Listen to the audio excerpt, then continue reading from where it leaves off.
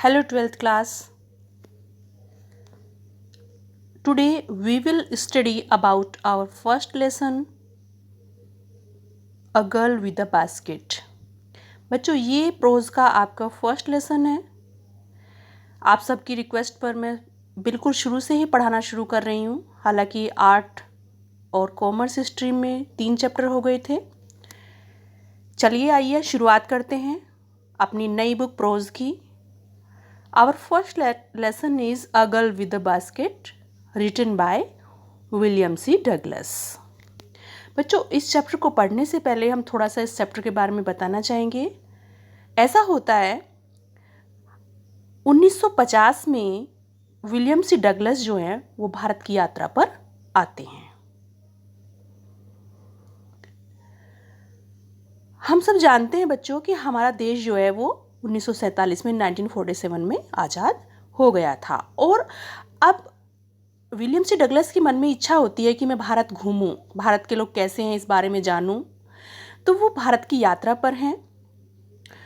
वो दिल्ली से रानीखेत तक जो है ट्रेन से यात्रा करते हैं और वो हिल स्टेशन देखते हैं, बहुत सारी चीज़ों को देखते हैं और वो एक छोटी लड़की से बहुत ज़्यादा प्रभावित होते हैं और वो पूरे भव्य भारत के बारे में एक अच्छी सी इमेज बनाते हैं कि भारत के लोग कैसे हैं। आइए इस चैप्टर के बारे में जानते हैं शॉर्ट समरी के थ्रू।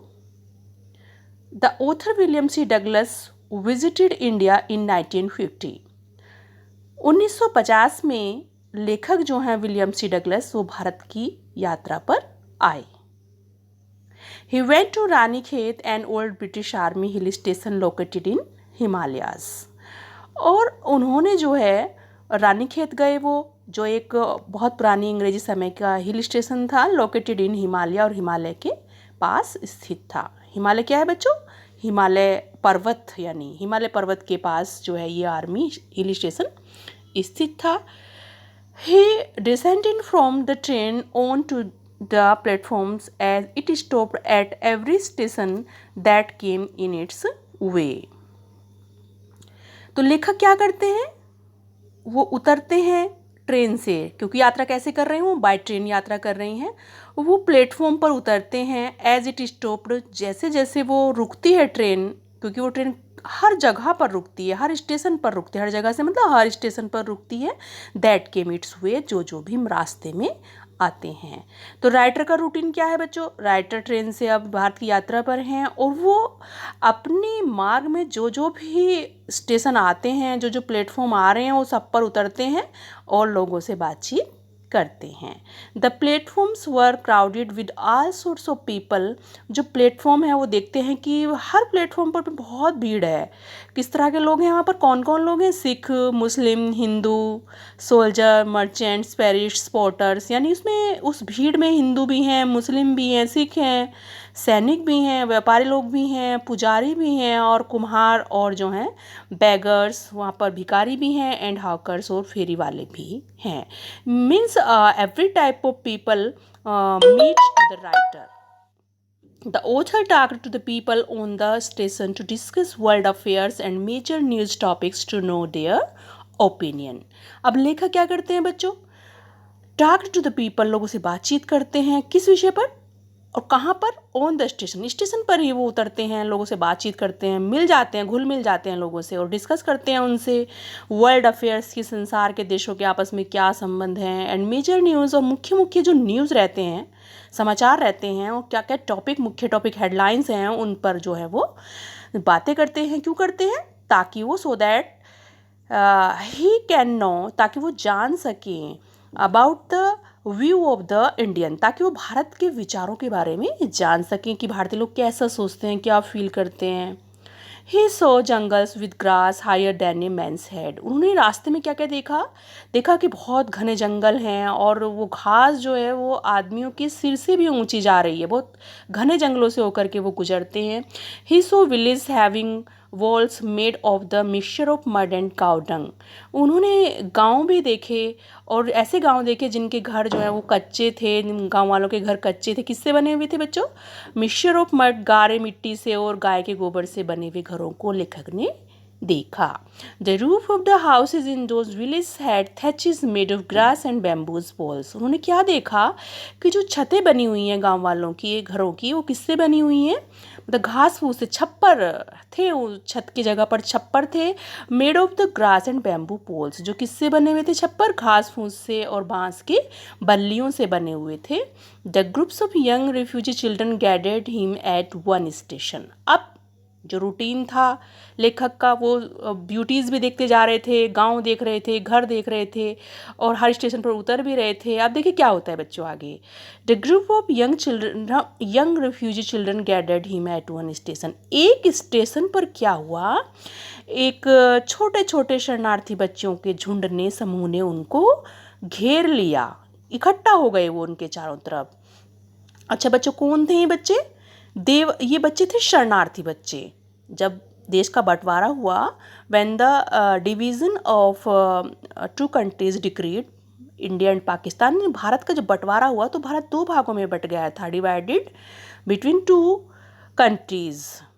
आप तो जानते हैं ना कौन कौन से थे वो देश, भारत और पाकिस्तान। अब क्या हुआ, पाकिस्तान चूँकि मुस्लिम देश घोषित कर दिया गया और भारत हिंदू, तो जो मुस्लिम लोग थे, कुछ लोग भारत में भी थे, उनकी रूट थी, और कुछ जो हिंदू लोग थे उनकी रूट पाकिस्तान में भी थी।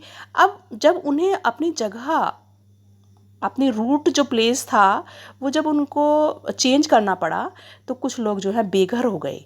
और ये जो शरणार्थी बच्चे थे, ये ऐसे ही गरीब और बेसहारा लोगों के बच्चे थे जिनको अपनी रोजगार, अपना मतलब आजीविका कमाने के लिए they had to work hard, उनको बहुत कठिन काम करना पड़ा। तो मैंने आपको इसलिए बताया, आपको चैप्टर अच्छे से समझ में आएगा कि ये बच्चे कौन थे। दे आया है उन्हीं रिफ्यूजी बच्चों के लिए जिनके बारे में भी मैं बात कर रही थी।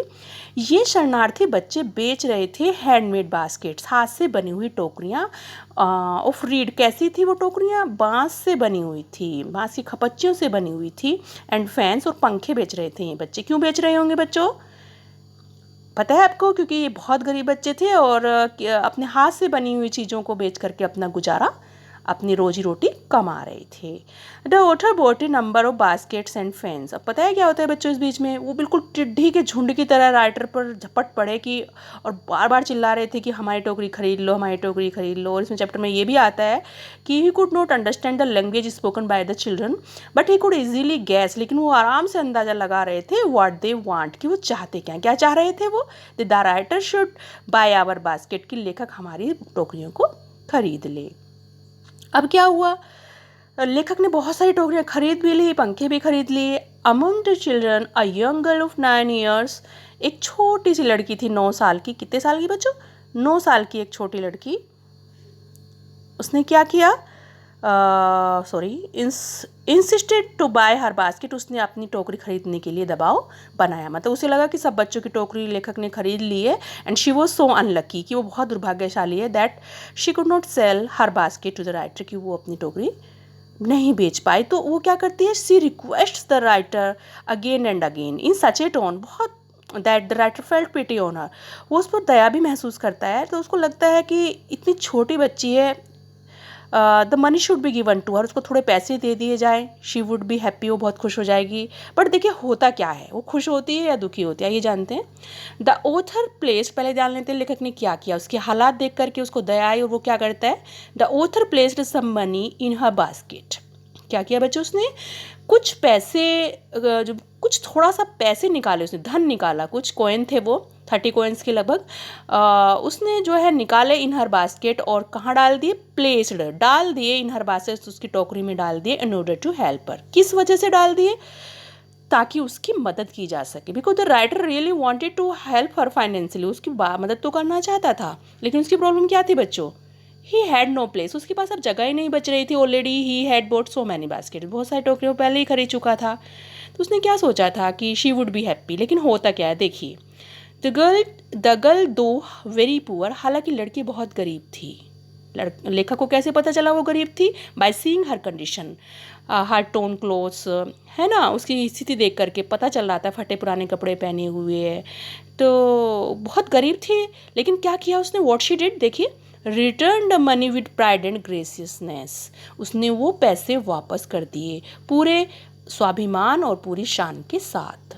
शान क्यों कहा है कि उसने जितना एक मैच्योर व्यक्ति में एक अपना एक ज़मीर होता है, उसको दिखाया उसने कि वो इस तरह से फ्री गिफ्ट उसको पसंद नहीं आया। आप जान रहे ना क्यों पैसे वापस किए? Because she did not like the charity shown by the writer ने जो उसके ऊपर दया दिखाई उसको वो बिल्कुल अच्छी नहीं लगी, फ्री गिफ्ट उसको बिल्कुल पसंद नहीं आया। अब यहीं से बच्चों एक मतलब टर्न लेती है स्टोरी। वो सब कुछ सामान्य चल रहा था, लेकिन यहाँ पर एक टर्निंग पॉइंट आया कि when the writer saw this incident, लेखक ने जब ये घटना देखी, वो उस घटना से गुजरा, तो उसको एकदम the story of that girl impressed the writer very much, बहुत ज़्यादा प्रभावित किया लेखक को इस घटना ने। The dignified attitude of the girl, उस लड़की के शान से भरे हुए रवैये ने जो है वो इम्प्रेस कर दिया अलॉट। किसको? लेखक को बहुत ज़्यादा। मतलब उस एटीट्यूड ने